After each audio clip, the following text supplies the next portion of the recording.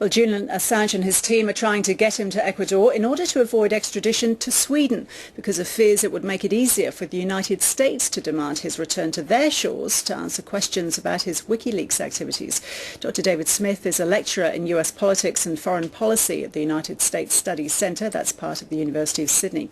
And I asked him how much interest there is in the United States about Julian Assange's future.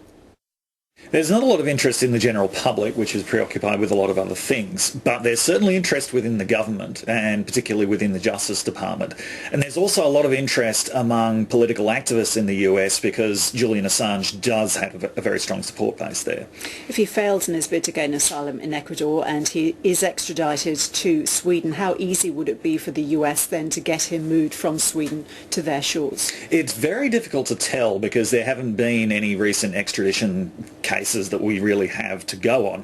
Assange's legal team claims that it will be very easy for the US to get him out of Sweden. They say that Sweden currently has a pro-US foreign policy, that he's unpopular in Sweden, and that there's a clause in the US-Sweden extradition treaty which actually allows for a temporary extradition to the United States.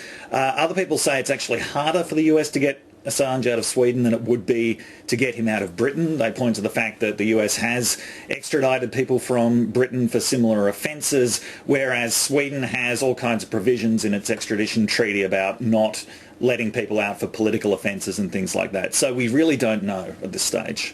There are reports of a grand jury investigation ongoing into Julian Assange and his Wikileaks activities. What impact would that have?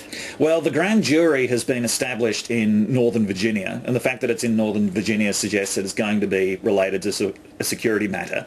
But that grand jury will see whether they can actually get Assange on espionage charges, essentially. And that would be very unusual because Assange is not an employee of the United States government, and this is taking a very long time and they're hearing a lot of evidence very secretively. But that is the significance of that grand jury. It is to establish whether they can actually bring espionage charges. And if the against conclusion of that grand jury is that they can bring those charges, will it then be easier for the US to get Julian Assange to the United States? Well, it's difficult to tell because Sweden might consider that a political offence, because Sweden might say that really Assange should be protected under the First Amendment of the United States Constitution. And the fact that they're not giving him that protection, the fact that they're saying he's not a journalist, therefore this doesn't come under the First Amendment, that might push it into the realm of being a political offence. On the other hand, as Assange's supporters claim, Sweden seems to be so anti-Assange and so pro-US at the moment that it's likely they would just go along with whatever charge the US comes up with. Dr. David Smith, thank you. My pleasure.